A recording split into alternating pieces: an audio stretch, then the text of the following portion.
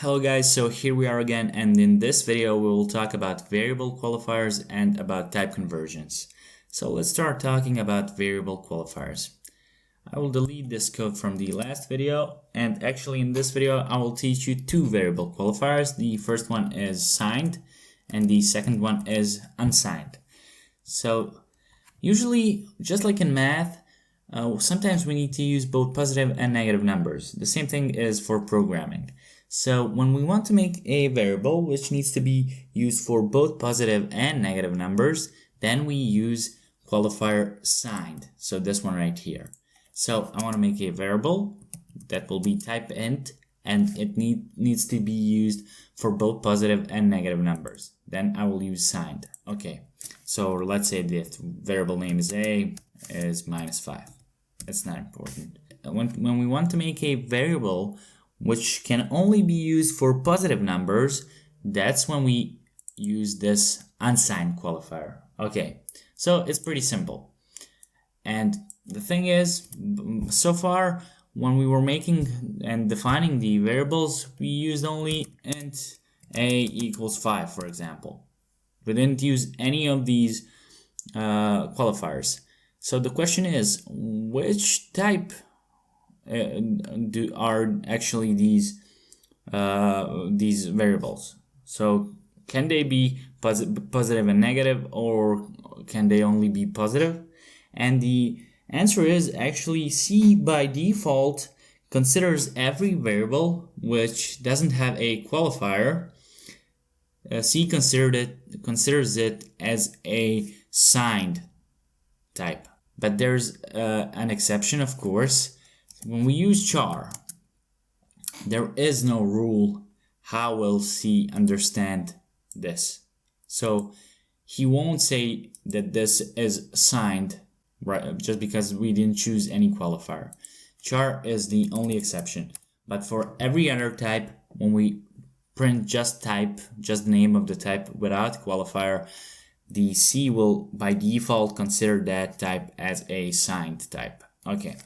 So that will be it about variable qualifiers. So right now I will talk about type conversions. So type conversions are extremely important, and listen carefully right now because you will really need to know this in almost always, especially when we work with some more complicated functions in the future. So we have two types of type conversions. The first one is explicit type conversion, and the second one is implicit type conversion. So let's do explicit first. Explicit type conversion happens when we use, it's used with a cast operator. So I will show you in a small program because I think that's the easiest way for you to understand the purpose of this cast operator. So I will initialize two variables, just like this.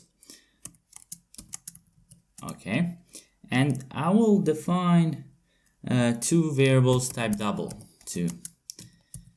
Okay, right now x is, I'll set x to be this, and I'll set y like this, and you will see why I did this. And I'll just print out the results.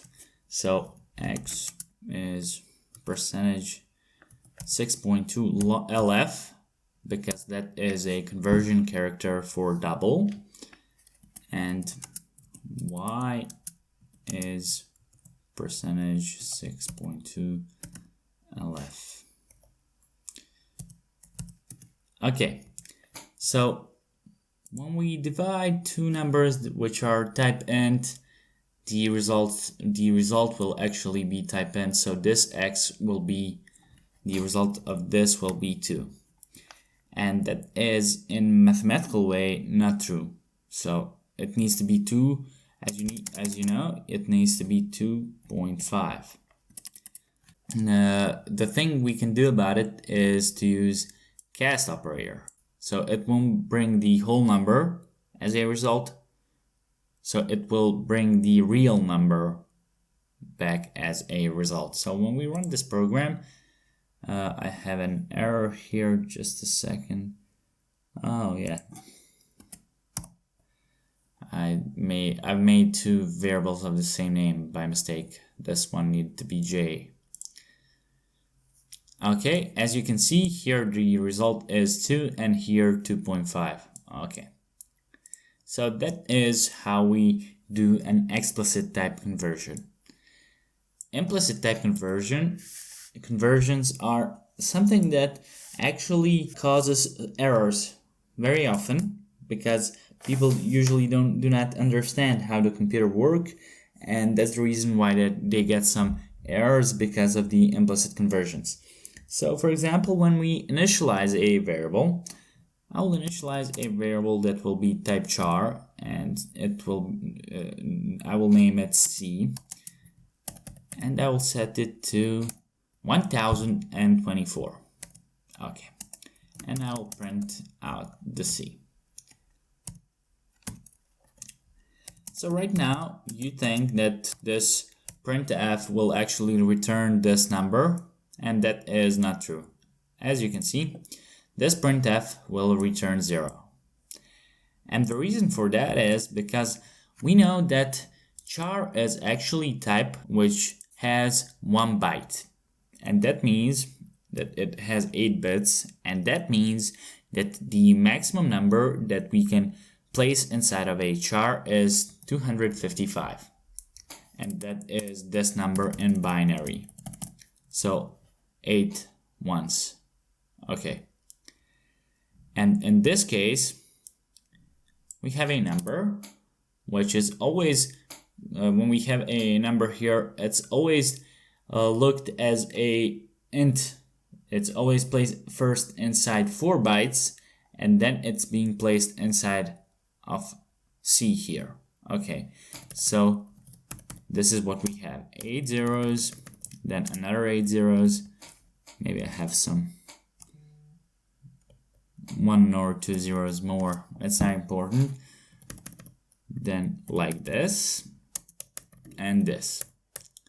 So right now this number 1024 represented in binary inside of a 4 bytes.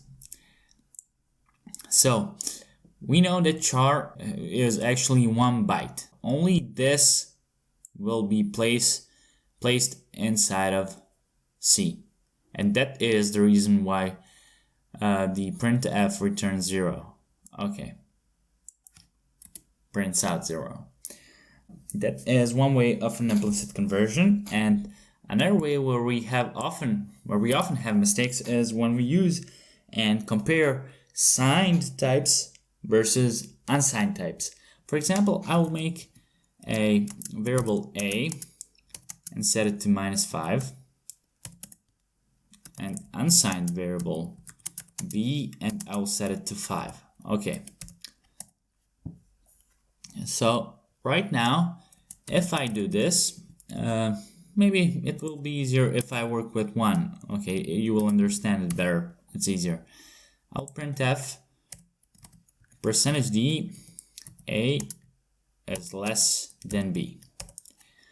And you know, from the last couple of videos, when we've used this, is actually if this is true, then printf will print out 1 if it's true, and if it's false, if it's not true, it will print out 0. So it's pretty simple.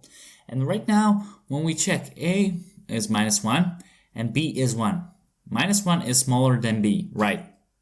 So that must return 1 because it's true. But actually when we run this program, it will return 0.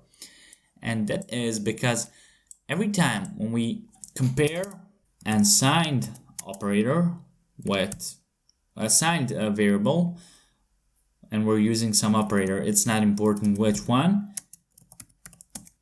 and we compare it to an unsigned variable, then the implicit conversion happens. And actually these both variables will be looked as a unsigned. Okay, so -1 actually in binary as an unsigned number is represented differently. It's 8 ones, while an unsigned if this number was unsigned, the value of it would be 255. Okay. And 1 represented in binary is this. Okay.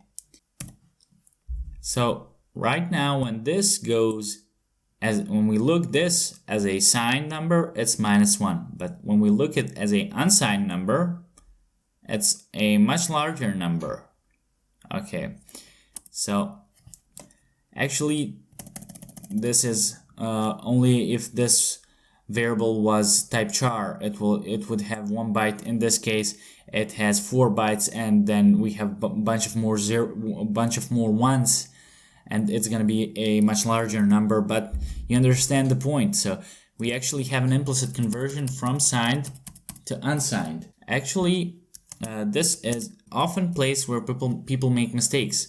So this result here is 0 because of the implicit conversion. So those are the things where you need to be careful, extremely careful. Or for example, when we compare type int with some, I don't know, short, both of these will actually be changed to int. So those are some rules about implicit type conversions, and it's extremely good to know them. Like another rule which you need to remember: if we use long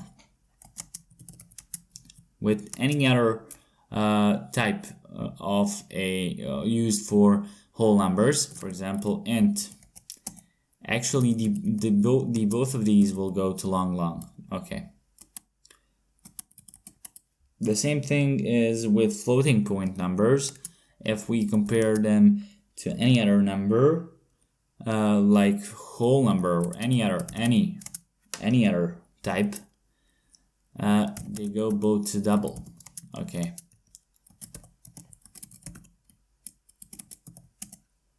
So that would be pretty much it about type conversions.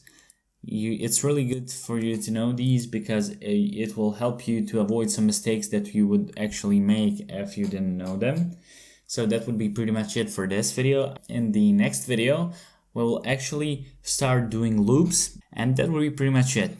I hope you liked this video. If you did, please give it a thumbs up, subscribe to our channel too, and put the notification bell on, because we upload daily, so you can be in touch with our latest videos. And see you next time.